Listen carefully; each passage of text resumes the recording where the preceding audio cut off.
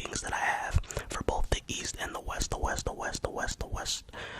But yeah, thank you so much for subscribing. I am hype. Let's go Celtics Nation. The season has started, man. We're gonna get some reaction videos out too later, but let's dive straight into it. I want to get into this. Alright, so let's just go over the seedings real quick. Alright, let's start with the Western Conference. I got the Denver Nuggets at number 1. They got the best duo and the best player in the league.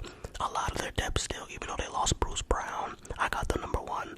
2, the Kings. I think they have the most high-powered offense. They've been together for a while, other than the Nuggets, obviously, and the Suns. But I think they're going to have a top 3 offense. They're going to be consistent, and they've been together for a while. Now, the Lakers, I actually did have at 2, but I moved them to 3 after I saw that opening night. I'm sorry. I just don't trust their offense enough. They don't shoot enough threes or make enough threes, but they're still going to be a top 4 seed. I have them at number 3.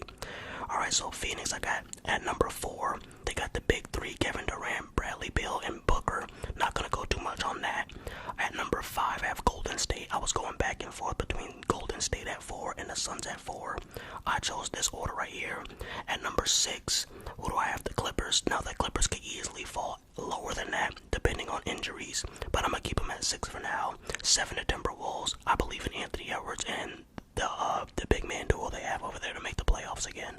And then the Thunder, I wanted to put the Mavericks, but after what I saw, they gave up like 120 something or 130 something points to the Spurs and rookie Wembanyama. So I just can't trust the Mavericks defense, so that's why I put the Thunder. Alright. And then for the Eastern Conference, I got Bucks at 1 because they got Dame, and I told you they're going to be the best team in the regular season. Nets at 8, Philly at 4, Miami at 5, Cavaliers at 3, Knicks at 6, and Boston at 2, and then the Pacers at 1. Alright, so I'm not going to go in super depth on why I have those rankings the way I do. I just want to get to the bracket now. Alright, so let's get it with the first round. We're going to start with the West and then move to the Eastern Conference. Alright, so round 1, I got the Nuggets facing the Thunder.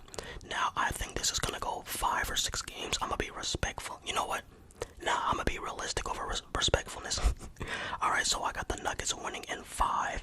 I just don't think the Nuggets, I don't think Denver really has anybody that can stop Jokic. I know Chet is a very hungry, young, aspiring, young star, potentially.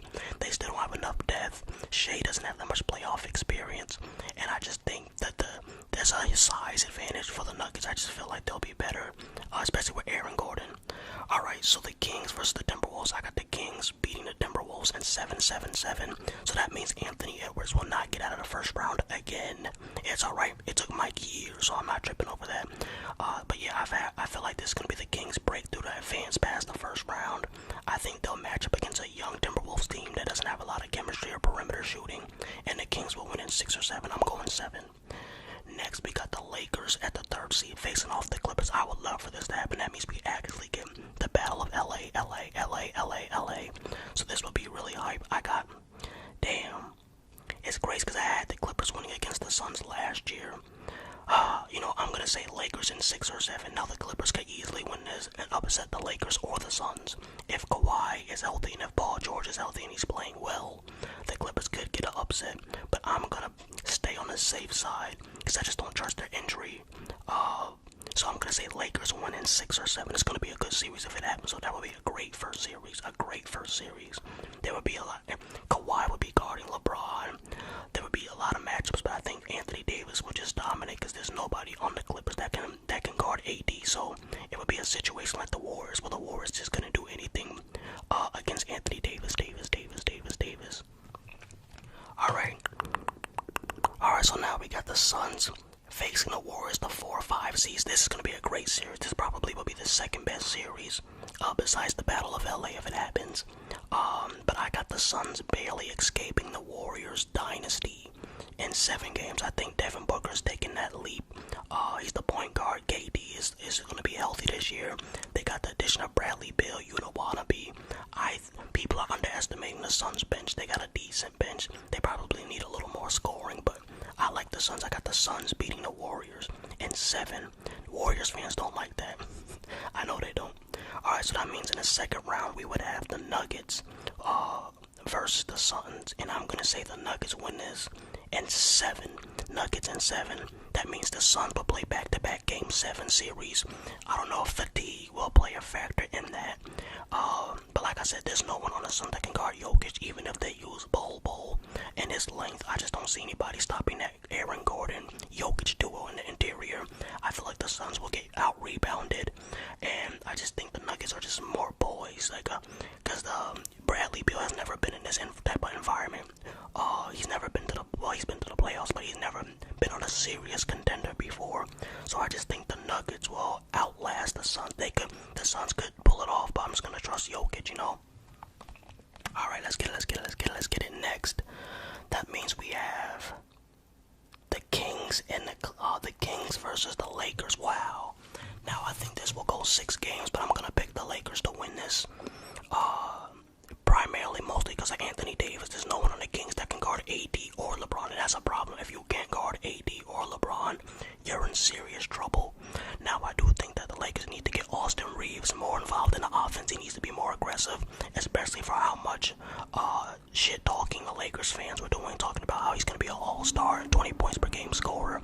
So, I would expect Austin Reeves and Anthony Davis and LeBron to take over that series. It's going to be challenging, though, because they pushed the Warriors to 7 last year, so I have the Lakers winning that. That means we have Lakers versus Nuggets in the conference finals, and I got the Nuggets winning in 6 over the Lakers. I just don't think the Lakers have enough, and I feel like Anthony Davis gives up against Jokic. Once he sees Jokic is dominating, he gives up, and that's what he did in the opening night. Once he realized he couldn't guard Jokic, he practically gave up, and I just think the Nuggets are deeper. I don't think they could put Vanderbilt on Jamal Murray, but it didn't work last year, so I think it's going to be the same, pretty much the same as last year if they meet up. So I have the Nuggets winning in 6, advancing to the finals. Alright, so now let's move to the East. I got the Bucks facing the Knicks in the first round. That's easy 5. That's an easy 5-1. 4-1. Easy 4-1 for the Bucks. Cam Thomas is playing well, but he's inconsistent. Ben Simmons still can't score more than 10 points, even if he tried. They just don't have much depth or perimeter shooting. I mean, they got Miguel, but they're going to be a good defensive team. The Nets are going to be a very good defensive team, and they're going to play together, but they're going to lose in 5, maybe 6 if everything goes right for them. So I got Bucks in 5. Alright, so now Pacers versus Boston. I got the Boston Celtics winning this in 5. Well, it should be 5, but knowing Boston, they're going to have a game or two where they just have too many turnovers, making it hard on themselves, and they're going to win in 6 instead. But it really should be 5 based on paper and the roster constructed for both teams. Boston, we should win this in 5, but it's probably going to take 6 games. I just think with a better, deeper team, the best starting lineup in the NBA, don't have to say too much about that. Alright, so now we got Philly versus Miami, 4-5 seeds. Wow. I actually think Miami's going to win that, depending on, or even if James Harden is there, unless Tyrese Maxey takes an all-star leap, like becomes a bona fide all-star. I just don't see them beating Miami, especially with a fully healthy Tyler Hero, and their rookie guy reminds me of Danilo Gallinari, but with more scoring upside. So I really want to see what their rookie can do in the regular season, but I just trust the Heat's culture more than I trust Philly's, and I trust Jimmy Butler way more than Embiid. Playoff Butler for the win. Alright, so that means we gotta talk about Cleveland and the Knicks. Now this is a rematch from last year's playoffs.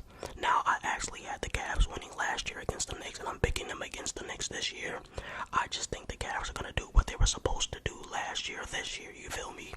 I think that they'll make a nice run. They could get to the conference finals. I think they'll make it to the second round. But we'll get into that. But yeah, the Cleveland have a lot of depth. They have one of the best guard duos in the conference, and they got defense and perimeter shooting. So yeah, I like the Cleveland Cavaliers. Alright. So now we got Bucks versus Miami. Now this is gonna be the surprise of the video. Surprise of the video. I have the Miami Heat beating the Milwaukee Bucks in 6 or 7 games.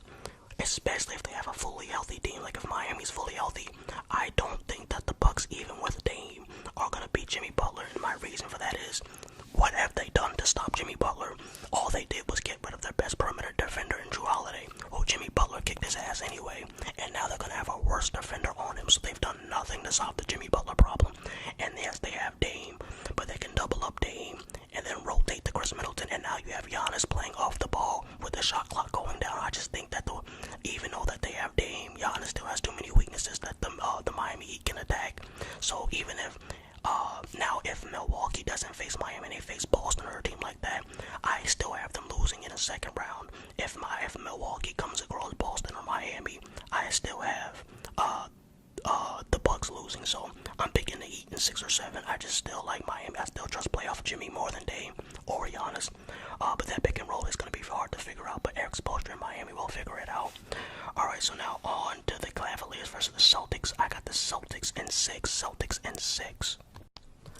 Alright, so yeah, like I said, I have the Celtics beating Cleveland in 6. It could be 7 because, like I said, the Cleveland Cavaliers have an amazing defense. They have a lot of bigs and wings who can switch on a perimeter and guard a player like Jaylen Brown or Tatum or even Porzingis, you feel me?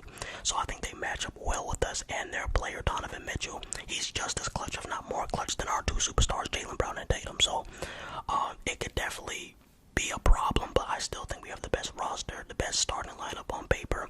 I got the Celtics winning in 6. Could be 7 if we make it harder on ourselves. Alright, so that means I have for the NBA Finals the Nuggets versus the Celtics. And now I feel like most people do have this matchup or some combination of Nuggets and like another team like Nuggets and Bucks, Nuggets and Heat, or Lakers and Celtics. Like, I feel like everybody has the same 4 or 5 teams that are going to make it to the conference finals and have a serious chance of winning. The Suns, the Lakers, maybe the Warriors, and then Boston and Milwaukee.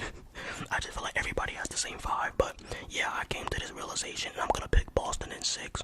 Like I said, I think we match up well. I think Kristaps Porzingis with his 7'3" height and large wingspan can make it difficult for Jokic. I think we can guard Jamal Murray with a plethora of players, Derek White, Drew Holiday, Jaylen Brown, and we could put Tatum on him if need be. So I just think that this is what it is, man. Shout out to you guys. Thank you for so much for 1,000 subscribers. You guys are amazing. But yeah, this is it right here. I just think that the Celtics are the most talented team, and it's time for Tatum to take that next leap, man. Thank you so much for watching, and I'm out. Peace. Hey.